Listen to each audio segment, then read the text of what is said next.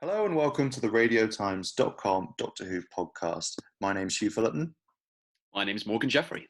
And this week, call me Tommy Lee Jones, I guess, because we're checking out a Fugitive. Although, it's Tommy Lee Jones and Harrison Ford is the Fugitive, right?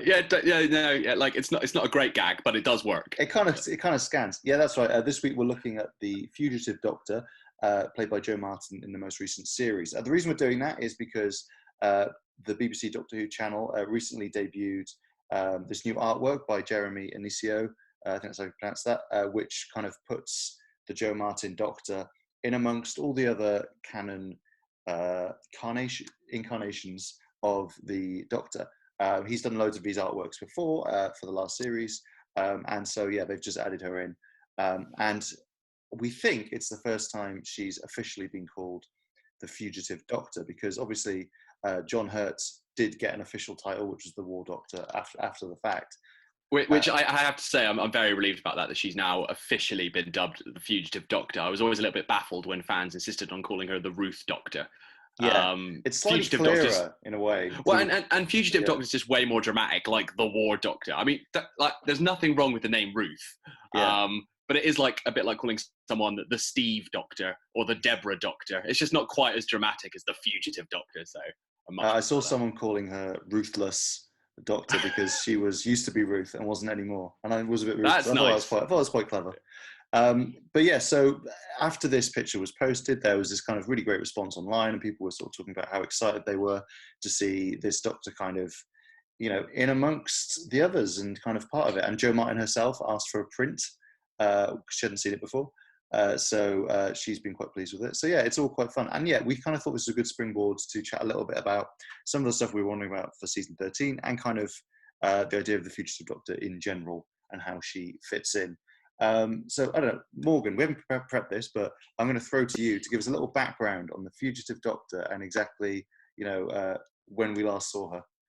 Oh, that's a fun curveball to throw at me. Okay, so entirely from memory now, we first encountered the Fugitive Doctor in the form of Ruth Clayton in Series 12's Fugitive of the Judoon.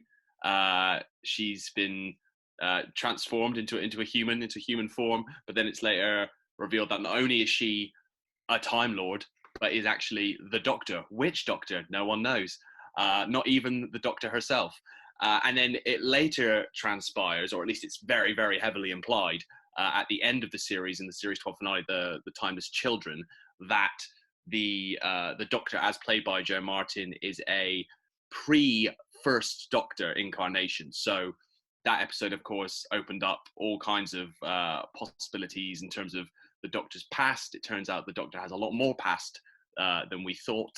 There have been many, many incarnations prior to the one we saw played by William Hartnell, one of which is this incarnation played by Jo Martin. So we actually only saw the sort of the bona fide character herself in Fugitive of the Judoon, but then there was also a sort of manifestation of that incarnation within the Matrix as well, which shared a little exchange with Jodie Whittaker's Doctor in Timeless Children.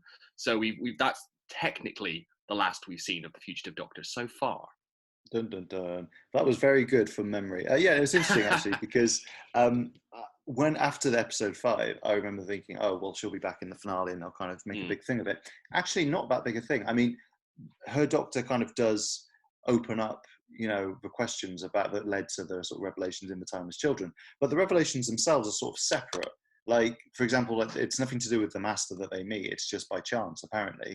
And, it's kind of, it's interesting because you sort of feel like it's almost like the Timeless Child thing was there obviously to shake up the Doctor's backstory a bit, but also as a kind of way of introducing this kind of slightly unknowable, slightly, intimidating other Doctor who can kind of run parallel to this one. I saw someone saying, I love our two current Doctors. They had a picture of Jodie Whittaker and Jo Martin. And that's quite an interesting way of looking at it because obviously when John Hurt was the War Doctor, it was very much, he's in the special, and he was briefly in The Name of the Doctor.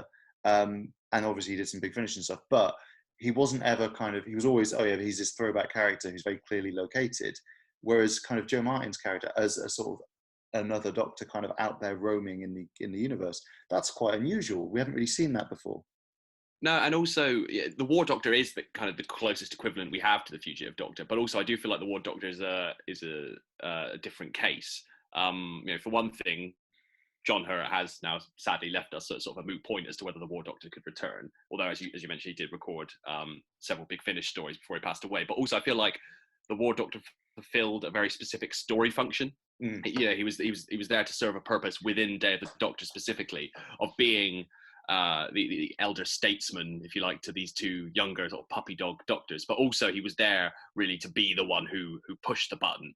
The Doctor who took it upon himself to activate the moment and destroy, or so he thought, all of Gallifrey, all of the Daleks. So he was there to serve a very specific purpose. And arguably, there's not a huge amount more you could do with the War Doctor, or at least you can't just do a regular series of Doctor Who adventures with the War Doctor, because he is very specifically confined to that time period of the Time War. Whereas the Fugitive Doctor, both pre and after her time as Ruth, there aren't really such specific limits to what you can do with that character. I mean, technically, because of the whole repetitive memory wipes situation you've got going on, you could even have stories where the Fugitive Doctor encounters Daleks, Cybermen, and so on without posing any huge continuity problems. That's true. Gotta love those mind wipes. Mind wipes also on the Daleks and Cybermen though, so they don't remember either. Everyone gets a mind wipe. You can figure out some way that it makes sense with the timeline. It could be earlier for her, later for them. It's fine. Right. Yeah, that makes sense. I know it's quite interesting. Like, I do feel that we haven't really, I mean, I said this already, but we haven't quite seen it in a way where with the War Doctor, although we, the audience, didn't know he existed, the Doctors did. They kind of had just repressed him.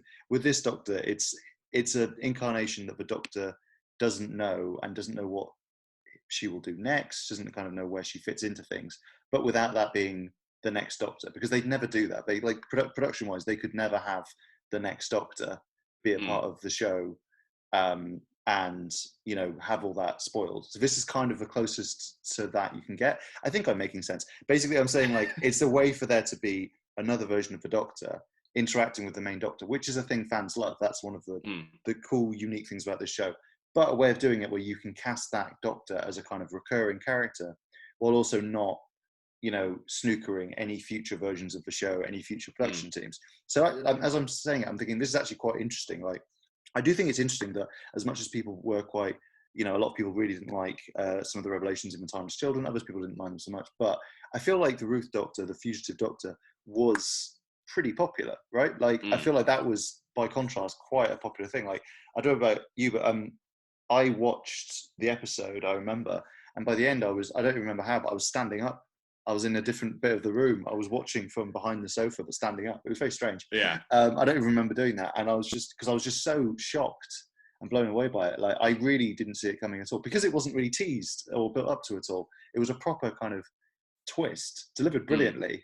And kind of, you were just like, how does this fit in? And also, no shade, but this isn't the kind of thing that we'd sort of been led to expect from this era of Doctor Who. These kind of epoch-making, continuity changing twists were kind of more of a, Stephen Moffat deal. So I was shocked in that sense as well. But yeah, I mean, what do you think it is about this Doctor that people, apart from the way that she was maybe introduced, that has meant even in a very, very, very short time, she's kind of endeared herself to people? It's interesting, isn't it? I do think, I think it's a really strong performance from Jo Martin. I think she acquits herself really, really well in a short space of time.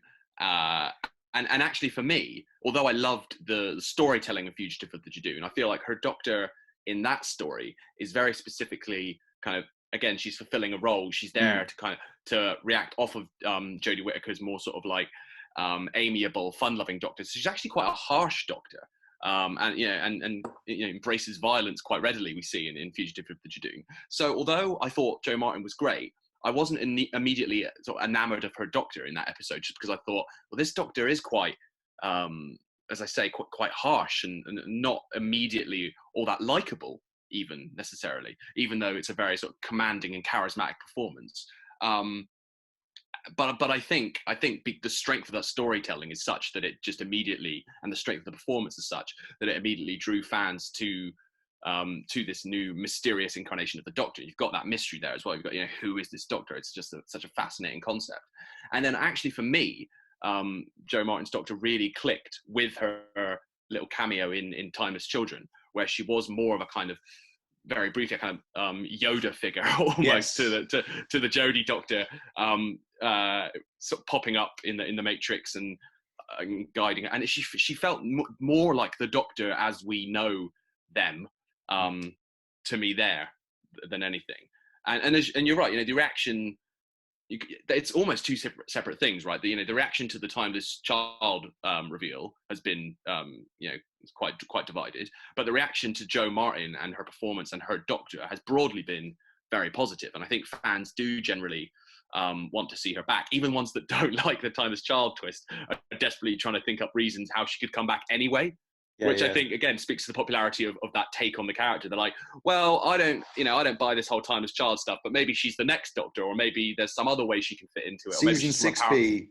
Yeah, maybe she can fit. Maybe she's from a parallel universe. So I think that almost speaks, that speaks to how popular she is. That even fans who don't like the Timeless Child reveal are still really hoping that we'll get to see more of her. And if you've got a popular character who's clicked with your audience and you can think of a decent plot reason to bring them back, why not do it? It does feel like it would be a missed opportunity to not see more of the Fugitive Doctor. Yeah, I mean, it's interesting because, like I said, when she turned up in episode 5, I was like, oh, this is the end game of the series, presumably. All right, I see how this is going to go. And then actually, you kind of assume that it's going to lead up to how this extra Doctor arrived. And it kind of does, but it also kind of doesn't. It still leaves some gaps. And also, if the answer is just she's one of the other Doctors, but there's others as well, it kind of isn't, she's not the big reveal. She's kind of almost a very small part of the tapestry. So that's kind of interesting, because then it kind of removes a little bit of expectation as to what that character, you mentioned story functions, what story functions that character has to fulfill in future episodes. Like, maybe she doesn't need to be a big part of the arc stuff. She can just kind of turn up like a Captain Jack figure, who is sort of like someone who kind of rivals the Doctor in some ways and kind of bumps up against her. Like, I do kind of like the idea of a character who almost functions like the Missy version of the Master, not quite, but like where they're sort of generally speaking a force for good, but maybe a little bit less knowable, a little bit unpredictable, and you're not quite sure, because we don't know if this is the future Doctor or whether this is a version of a Doctor that's happened before. It's hard to know exactly what kind of person she is. I mean, one thing I did see people say about why they liked her was they said that she felt more like active than Jodie Whittaker's Doctor, certainly in that episode, like who people have said can sometimes be a little bit passive in kind of the way that she acts. I don't think is necessarily true. It depends on the story, but she's very self-confident. Do you know what I mean? I mean, it's partly because Jo Martin is like pretty tall and has that amazing outfit and stuff, and just very, very self-assured in that performance. But that's kind of fun to see that version and to see our Doctor kind of completely wrong-footed. And I'm interested to see that dynamic, I guess, kind of play out more, because like we said, I mean, it feels like she's a really big part of that episode. She actually only turns up in the last few minutes, really, like the last third of the episode, really, is when as the Doctor. Yeah, exactly. And Ruth's a great character too. I mean, there's that bit where the Doctor and Ruth are driving to the lighthouse, where Ruth just becomes incredibly sinister all of a sudden and just really sort of like threatening, just very subtly. And I was a bit like, wow, this is actually quite interesting. But yeah, no, I mean, we should talk a little bit about how Ruth could come back and why. I mean, I've said here she could just bump into the Doctor somewhere else. It does slightly raise the question why this hasn't happened before. But, they can make up some reason. Or maybe, she will. Like I said, the thing I was interested in the Timeless Children partly was that she wasn't a bigger part of the story. Like, she just turns up a little bit, and it's not even her, really. It's kind of the Doctor's mind. Yeah, but I think that is key, because it's an interesting dilemma now, sort of getting the balance right. Because for me, what I liked about the Timeless Child reveal was that it did restore a sense of mystery to the series and to the Doctor as a character, because we thought we knew everything, that they're a Time Lord from the planet Gallifrey, and now all of that's out the window, and it sort of brings back that original question of Doctor Who. But then, having done that, if you bring back the Fugitive Doctor and you explain exactly where she fits in, and you answer all those questions and fill in all those blanks, you end up sort of exactly back where you were. And that sense of mystery is gone again, and all you've done is sort of swap one backstory out for another, and that so I think it's good that we don't know how much we don't know about the Doctor's past, which again I think is good, is positive for the Fugitive Doctor, because you can bring back that character, you can have her run into Jodie's Doctor again and sketch in some more of her story while still leaving huge chunks of the Doctor's past more ambiguous. So so in bringing back the Fugitive Doctor, you wouldn't necessarily undo that sense of mystery that was established in The Timeless Children. Definitely, yeah. I mean, and there's also like, I was thinking about it in a way, like you can see how it kind of could add to the lore of a series in terms of occasionally, you know, the Doctor's with some companion who's like, "Who's that?" And the Doctor's like, "Well, that's who I used to be." And he's like, "Oh, well, why don't you just remember, you know, what actually happened?" She's like, "Oh, I lost all my memories, so I don't know, you know, what she's going to do next." You know, like I think it's kind of one of those fun time travel things, because the thing I've said before on this podcast is, I know why this happened, because it's how the production worked. It wasn't planned from the start. If you've got a time traveling person who changes their face and lives for hundreds of years, it's weird to start with the first one. Like the fact that we've seen the Doctor has this mysterious past, but we've seen most of it, you know, like in time. So I think from a narrative point of view, it's more interesting to think, oh, who are these past lives? And now with the Ruth Doctor, I keep calling it the Ruth Doctor because it's quicker. It's still kind of like you say, you have that sort of mystery and that kind of like, there's still something in the Doctor's past that even the Doctor doesn't know, which is kind of, you know, it's kind of quite interesting. And you can see that playing out quite well in future series. On the other hand, they could also, the thing that I really disliked about that last series was after that episode, the Doctor was like, "Oh my God, my mind's been blown. Everything I thought I know is a lie. Captain Jack's, you know, alive. He's coming back. But let's not mention any of this for 3 weeks." I'll just keep that on the down low while I while Praxius happens, and let's go deal with plastics that are evil or something. So I kind of hope that they don't sort of skim over it too much. Like, I'd be very disappointed if they didn't address it in the next series in some way. Yeah. Well, it feels like, you know, there's all these big questions to ask around, you know, who exactly is the Fugitive Doctor, and where does she fit in? But also, you know, there's bigger, broader canon questions. But there's also very specific threads as well that could still be picked up from Fugitive of the Judoon, if they want to go that route. So you have this whole idea of the Doctor undertaking missions for the Division, a bit like a sort of Time Lord James Bond, which is something that's mentioned, but, you know, we don't really see it in any great detail in Fugitive of the Judoon. So again, it's giving that Fugitive Doctor a really interesting place in Doctor Who history, but it doesn't really delve into it. And things like, as well, like Neil Stute's character, Lee Clayton, it's sort of suggested, it's implied that he is not human, but we don't know exactly who he is or where he's from. Was he from Gallifrey? Why was he protecting the Doctor? What exactly was the nature of their relationship? So there's why did he still have his memories and be human? You know? Yeah, he's almost like some kind of guardian for the Doctor. So why did he take on that role? I guess, you know, we saw like Martha take on a similar role for the Doctor in Human Nature, Family of Blood. But why? You know, who was he? What was he to the Doctor? Why did he take on that burden? So there's a lot to be delved into specifically there, on top of kind of, you know, exploring the Fugitive Doctor's wider place in the Doctor Who universe.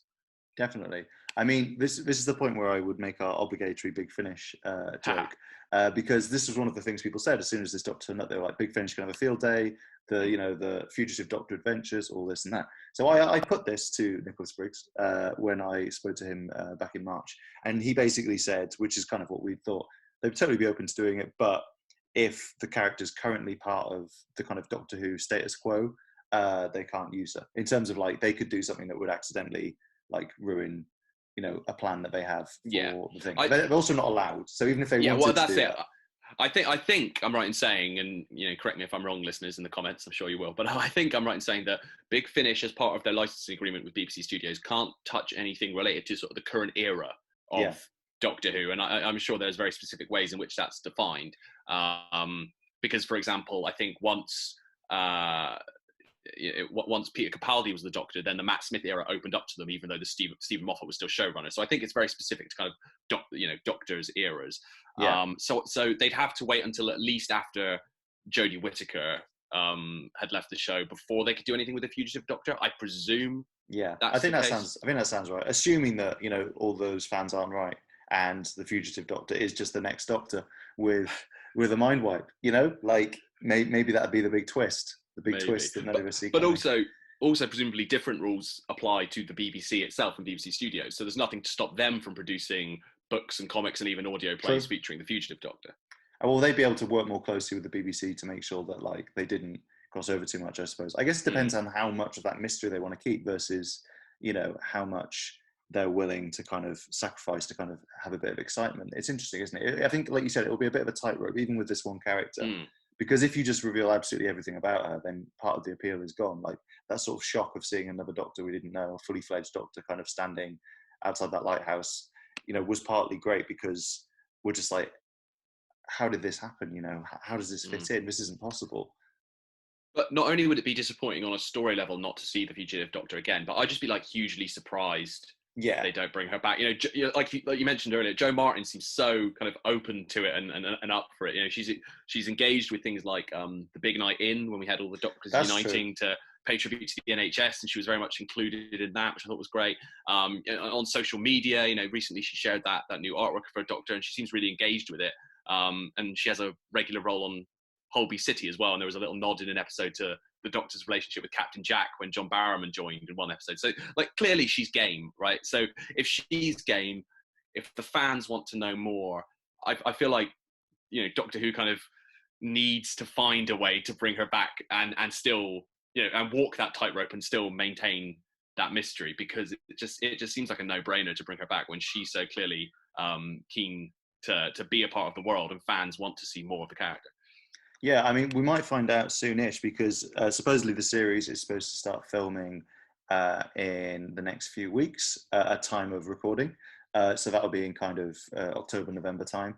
And, that is still going ahead as far as we know. So, so we might, previously this character was hidden by the fact that she was going to play a different character, kind of not a very significant character, we thought. Although I think some fans had heard about it. After the fact, I went online and found some people who'd heard that she maybe had played a significant role or something. But yeah, so it will be harder to hide her presence this time than it was in the first series, because if she turns up somewhere she isn't supposed to, say if Jo Martin's wandering around a set and gets photographed from far away, people are going to know the Doctor's back. But equally, they are pretty good at hiding people coming back when they want to as well. So it kind of depends. I wouldn't be surprised. In the very same episode that she made her debut, they managed to conceal a John Barrowman comeback, right? So it's true. It's totally not out of the realm possibility that they could conceal a Fugitive Doctor comeback. Exactly. It kind of depends if they'd want to, I suppose. Like, it's one of those ones where, like, with John Barrowman, it was such a great shock, and with her turning up, and with the Master as well in the first episode. Whereas I feel like people kind of expect her to come back, so it wouldn't necessarily be a surprise. It would just be sort of, but then maybe they just want to keep it surprising exactly how it would happen. I mean, one thing that would be a surprise, some fans have even called for we talked about Big Finish and books and comic strips. Some fans have called for a TV spin-off for the Jo Martin Doctor. What are your thoughts on that? I remember when Paul McGann came back for the 50th, everyone was like, "Oh, we need a series of spin-off." Give us a mini-series. Yeah, about the 8th Doctor, just like this, basically. Low budget, do whatever you want. And I was sort of, it's the same thing I would have thought about, which is like, that's a nice idea, never in a million years.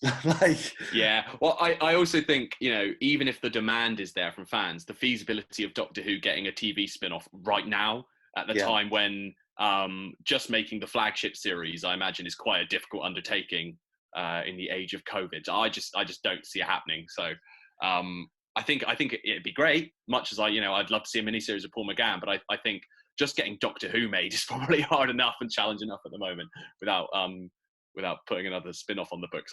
I think probably if we are going to see the Fugitive Doctor again, it'll either be as part of the main series or in some kind of spin-off media. Definitely. I mean, I don't even know how that spin-off would work in terms of, it would just be the same. It would just be the main show again. I don't know how you could make it, unless it was sort of more like the Division focused. But you probably couldn't have the TARDIS, because that'd be a bit too, too similar. I just feel like it could work. It could be like Spooks meets Doctor Who. I'd watch with Jo Martin in the lead. I'd watch. That'd be kind of cool. But yeah, I could just see it being a lot of issues in terms of making it different enough to kind of be worthwhile, rather than just using the ideas you have for an episode of Doctor Who. You know what I mean? All the spin-offs are followed different characters and stuff, and this would just be it would be a little bit like if you did a spin-off about the David Tennant Doctor, building a TARDIS and traveling around the parallel universe. The clone, I mean, from Journey's End, because you could just do that and just do more 10th Doctor stuff. But you wouldn't do that, because there's a real Doctor. Yeah, and that's just Doctor Who, right? You're right. That's not a Torchwood or a Sarah Jane Adventures. It's not distinct enough, really, from the flagship series to warrant telling that story, I think. Yeah. Another thought is as well whether they'll be able to fit in the Fugitive Doctor next series, because there are rumours. There are rumours that they'll be doing a shorter series next year. Nothing confirmed. But yeah, just because of the it's a very long shoot anyway, and things might take a little bit longer. And if they want to get something out relatively soon, they might need to kind of cut down the episode count. In which case, if there's only 5 or 6 episodes, will Jo Martin fit in? I reckon they could fit her in. I think they should make an effort. Come on. Yeah, come on, lads. The fans are crying out for it. We're starting a campaign here. I think if there's one thing you're going to get into that next series, it should be Jo Martin's return as the Fugitive Doctor. I think, based on what happened last series with, the Master turns up in episode 1, maybe she'll be there this Christmas. Who knows? We don't know. We don't know. That could be a twist. That could be the cliffhanger leading from the Christmas special into series 13. Who knows? Back when they thought it wouldn't be that long a wait.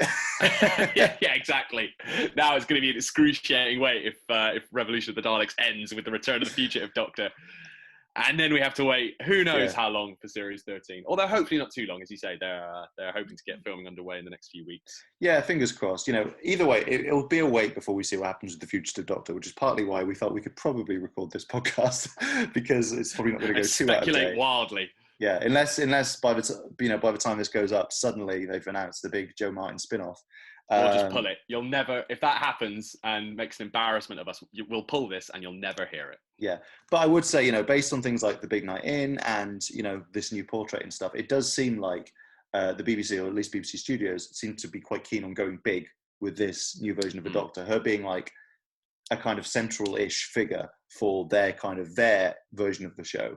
Yeah, they're certainly not looking to sweep that character under the carpet, are they? They're very much, at the very least, keen to make it clear that she is absolutely part of the official ensemble going forward. So yeah, it does seem like there may be plans for the Fugitive Doctor going forward. We just don't know exactly yet what form they will take.